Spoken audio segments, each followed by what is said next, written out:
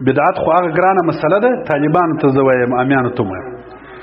چې ما یو 10 کاله په پاکستان کې دغه نارې وکړه چې مال داسې ملا دې پیدا سي د بدعت نارې چې ډېرې وي، ما ته د بدعت جامع او معنی تعریف وکړي، قسم دې کوم په 10 کاله پیدا کړی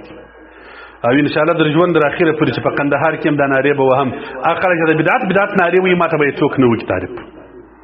د چې نارې وي دا خلکو ته وایم، عام خلکو ته نه وایم. مقصد بداو چې مال ډیر خلک د تکبر او د غرور په خاطر باندې د تصوف د مبارک علم څخه محروم دي، د اولیاء او د صحبت محروم دي، د ذکر د محافل او د مجالس څخه محروم دي، څه خلک په جهالت کې پراته دي. کتاب دلته به اروپایات چې راشي د صوفیانو مجلس ته اوس کتابونه اروپایات دا خو بدعت نه، دا خو شرک نه، دا خو بدعت نه. زموږ بعضې ملایان به په دغه غم باندې اخته دي، خپل هم خدای تعالی د دې نعمت څخه محرومه کړي دي. د ذاکرینو د مجلس هغه کم فیض و برکت و انوارات و اثرات چې دي د اولیاء او د صحبت چې کم اثر دی هغه ته نه دی رسېدلی، په دښمنۍ الله هم اخته وي، نور خلک هم راګرځي. د دې دیوبند په مدرسه کې یو عالم تېر سوی دی د منظور نعماني په نامه باندې یو کتاب یې لیکلی تحدیث بالنعمت، یو د امام سیوطي رحمه الله کتاب دی زما سره ستا التحدث بنعم الله، یو د دغه منظور نعماني کتاب دی تحدیث بالنعمت، یو ورده قصه لیکل کیږي. دا یو غټ مولا دی د دیوبند په مدرسه کې تېر سوی دی، هغه لیکي وایي زه په مدرسه کې خو د دیوبند علماو سره اوسېدلم، د اخري 2 کاله مې احادیث هم وویله، ډېر شوق مې د دې احادیث سره هم خو د تصوف سره مې شوق و چې تصوف یو اهم فن دی، خو زړه و عقیده مې داسې جوړه سوې وه چې یاره تصوف خو ښه شی دی، خو نن سبا داسې صوفیان نشته چې دا کتاب ولیکلي دي. اوس هم زموږ مادرتالبعضې ملایان په دغه ولوله ننوتلي وي او هغه اصلي مقصود ځینې پاتې وي. خیر په هندوستان کې د علامه رایپوري رحمه الله په نامه یې څوک لیکلی دي، وایي د هغه خانقاه ته ورغلم، په دې نیت باندې ته وده زه وګورم دا خانقاو کې څه دي. وایي چې ورغلم د هغه مبارک په مجلس په خانقاه کې دا ذکر جهري کړي، دا موږ تاسو چې کوو دا په زور ذکر، دا د نفي و اثبات ذکر شروع، الا الله دا ذکر شروع. وایي دا ذکر کړي زه مبارک هغه شیخ د خپل ځان سره څنګ ته کښېنولی وم، وایي دوی ذکر کوي ما ته غضب و قهر و درد راتلی چې دا چې شروع دي، دا کم کار شروع دي، دا خو په شریعت کې نسته، دا خو رسول الله صلی الله علیه وسلم نه دی کړی، دا خو صحابه مبارکانو نه دی کړی، دا خو امامانو نه دی کړی. زموږ ملایانو ته هم بعض ته دا شکوک شبهات ورلیږي، دا طریقه باندې خو ذکر نه دی سوی، دا بدعت دی. وایي تاد مې نه اوس هغه شیخ صاحب ته مې مخ ور واړوي، وایي ما ویل شیخ صاحب ما خو چې دا دومره قدر وخت علم وکړي د ټول علم نتیجه مې دا سوله چې د الله جل جلاله رضا په 2 شانو کې ده، د رسول الله صلی الله علیه وسلم مبارک د احادیثو په اتباع کې او د الله تعالی د کتاب په اتباع کې،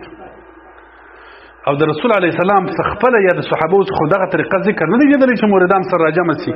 د نفي او اثبات د الا الله ذکرونه په زوره کوي او ضربونه ورکوي، پر خپل زړه باندې ضرب ورکوي. وایي دا مې ورته ویل، وایي هغه شیخ صاحب ډېر د حکمت سړی و، هغه راته وویله وایي صاحبه دا د ګرده د عوام خلک دي چې نه ملایان دي تصنیف نسي کولی، چاته وعظ نسي کولی، مجاهدین نه دي جهاد نسي کولی، درس نسي کولی، نو موږ عوام خلک دي د هغې ګرد دغه ذکر اعلام شه دی، یو ذکر پر خوله باندې ورکړي دي، په دې باندې تا غوندې خلک خو نه دي، ته خو شکر یې تصنیف کوی سې، ملا یې درس کوی سې، مجاهد یې جهاد به وکړي، دا مو د عوام خلک اخته کړي دي. دی وایي زړه مې تسلي نه وکړه، ده خو راته وویل خو زما زړه تسلي نه کول، بس وایي خبره یې بلې خواته واړول، د هندوستان پر سیاست راته ودرېد. سبا بیا مې شپه وکړله، اوس زه د خانقاه حال ګورم، وایي بیا چې مې شپه وکړله بیا په سبا باندې د هغسې ذکر شروع شو، زما بیا تاب نه اوسو، بیا مې دا پوښتنه وکړه، هغه بیا دغه جواب راکړي. درېیمه ورځ سهار د دغه زماني شیخ علامه رایپوري رحمه الله وایي سهار د لمانځه وروسته دی وایي ګرځېدلي راسي، زه د شاوخوا په پسې شولم، وایي ما چې مخصن د پرېوتم د ځانه سره مې مناقشه شروع کړه، ما هلته غلط یې خپل ځان ته مې ویل. ولې غلطې؟ په دې خاطر غلطې دا خلک ذکر کوي، د خدای جل جلاله نوم یادوي، الله الله وایي، او ته په زړه کې ورته وایي چې دا بدعت دي، دا څنګه خبره کوي؟ بل مې وایي په دې خاطر خپل ځان ته تصور وکړي، مال که زه دغه طریقه د ذکر بدعت وبولم، نو په هندوستان کې د امام رباني مجدد الفساني رحمه الله غوندې انسان تېر سوی دی چې د هغه په لیدلو کافران مسلمانان کېدله، چې پر کومه کوڅه باندې د ده زیارت دی پر کوڅه چې به کافر تیر سو مسلمان به سو نو زه خو به هغه ته بدعتي وایم دا طریقه خو هغه جوړه کړې ده دلته د امام شاه ولی الله محدث دهلوي رحمه الله غوني انسان تیر سوی دی چې په ویښه یې مکرر وارونه د رسول الله صلی الله علیه وسلم سره ملاقاتونه سوي دي د دنیا د ټولو عجمو او د نیمو عربو استاد دی که زه دا کار بدعت وبولم نو خو شاه ولی الله صاحب مبارک په کتاب کې لیکلي دي القول الجمیل د شاه ولی الله صاحب وګوره طالبان دې پیدا کړي او د مکتبو کې پیدا کېږي دغه طریقه د ذکر دا موږ قادریان چې کوو دا په زوره په ولاړې باندې سر پورته وکښته ضربونه وها په ستوني کې په حلق کې کوه دغه طریقه د ذکر لیکي وایي دغه د قادري په ذکر دی پر دا طریقه وایي هغه عالم وایي منظور نعماني د دیوبند عالم دی مولانا منظور نعماني صاحب رحمه الله وای خپل ځان سره مناقشه شروع ده مال که زه دا بدعت وبولم دغه لوی اولیاء او علما خو به بدعت بولم وای سار چې په شیخ صاحب پسې سولم بارې مې ورته ویله مال صاحب ما تاسو د 2 ورځې پوښتنه وکړل مال دغه رقم ذکر صحابه نه دی کړی رسول الله صلی الله علیه وسلم نه دی کړی تا غږ نه راته وکړي شاید ته په دې غږ نه کوي چې دا زما پوښتنه پر حقانیت نه بنا تعصب نیولې یم وای شیخ صاحب رته لینی ته دا بدعت دی ول مال وو خو دلیل راته وای وای غرت البدعت چشته وای بدعت خو هغه ګرانه مسله ده طالبان ته زه وایم امیانو ته وایم چې ما یو لس کاله په پاکستان کې دغه نارې وکړې مال داسې ملا چې پیدا سي د بدعت نارې چې ډېرې وي ما ته د بدعت جامع معنی تعریف وکړي قسم دې کوم په لس کاله پیدا کړی او ان شاء الله د ژوند تر اخره پورې چې په قندهار کې هم دا نارې به وهم اخر چې د بدعت نارې وي ما ته به څوک نه وکړي تعریف د چې نارې وي دا خلکو ته وایم عام خلکو ته نه وایم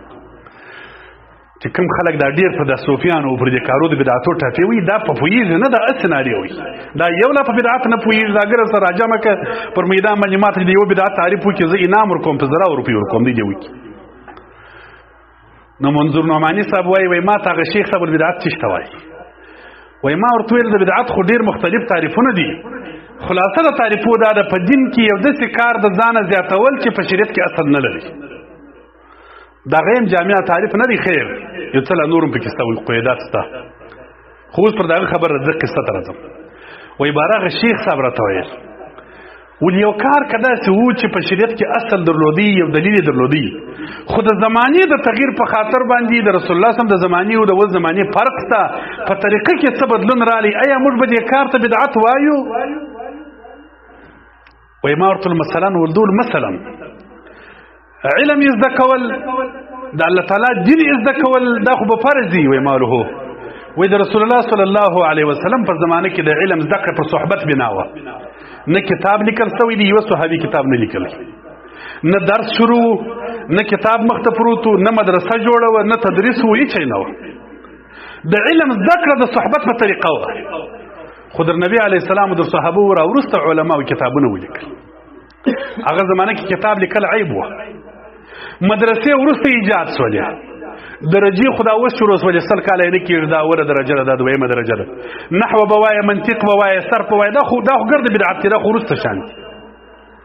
لکن خو د علم د حصول په نن زمانه کې دغه طریقه ده خالص په دې باندې چې د استاد مخ ته کښېنه کتاب مه ایږده په دې طریقه علم نه زده کېږي وایي ما ورته ویل هغه شیخ صاحب راته ویل دا بدعت وایي مال نه ول دقه رقم د الله جل جلاله بیره د انسان زړه ته ورچول دا فرض دی مسلمان به د خدای بیریږي د الله جل جلاله معرفت د خدای پیژندنه د انسان زړه ته ورچول دا فرض دی د رسول الله صلی الله علیه وسلم معرفت محبت د مسلمان زړه ته لویدل دا فرض دی خو د زمانه کې د نبی علیه السلام خالص په صحبت کېدله د رسول الله صلی الله علیه وسلم په دا مجلس مبارک کې چې به یو سړی محض کښېنستی ایمان به یې هغه درجې ته د قوت ورسېدی چې د هغه به لوړه درجه نه وه ګورئ د یوه صحابي مقام ته د دنیا یو سړی چې اوس هر څومره عبادت وکړي نسي رسېدلی لمنځونه م وکړه ذکرونه م وکړه حجونه م وکړه جهادونه م وکړه د ادنا صحابي و ځای ته نسي رسېدلی ولې هغه د رسول صلی الله علیه وسلم په مجلس کې یو غوړی کښېنستی هغه مجلس چې کم اثر او برکت وده ته ورسېدی هغه د دنیا په یوه عبادت بیا نسي پیدا کېدلی خو هغه د نبي علیه السلام زمانه وه زموږ په زمانو کې هغه عالم ابوذر مبارک ورته وایي اوس بیا زمانې تغییر خوړلی دي صوفیانو مبارکانو علما او مشایخو طریقه ورته کښېښوله د قادریې شریف دغه طریقه ده وروره ذکر کوه راځه مجلس ته راځه خانقاه ته راځه د خپل شیخ سره کښېنه تصور د خپل شیخ کوه په دغه حال کې دا ذکر پر خپل طریقه باندې کوه خپل ضربونه دي پر خپل طریقه باندې پر نفس باندې خپل طریقې دي خپل لطایف دي د لطایف راژوندي که په دغه طریقه باندې ستا زړه ته د الله جل جلاله معرفت او خشیت ورچي نو هغه منصف عالم او بیا هم انصافدار او زموږ د زمانې غوندې نه نو په هغه ورځ باندې مورید شو هلته د علامه رایفوري رحم الله سره مریدي وکړي وایي دا کار نو پر ما هم فرض دی وایي چې زه یې وکړم مقصد دې دا دی چې ډېر خلک په دې سوچو کې لوېدلي دي چې یا تکبر او غرور نیولي دي د اولیاء او د مجالس او د صوفیه او د مجلس لري دي او یا بدعتیان په العقیده دي د عقیده خرابې دي د عقیدو د خرابۍ په خاطر باندې پر دغه سلارو باندې تللي دي په داسې شان ننوتلي دي چې هغه اصلي مهم علم چې علم التصوف دی هغه ځنې پاتې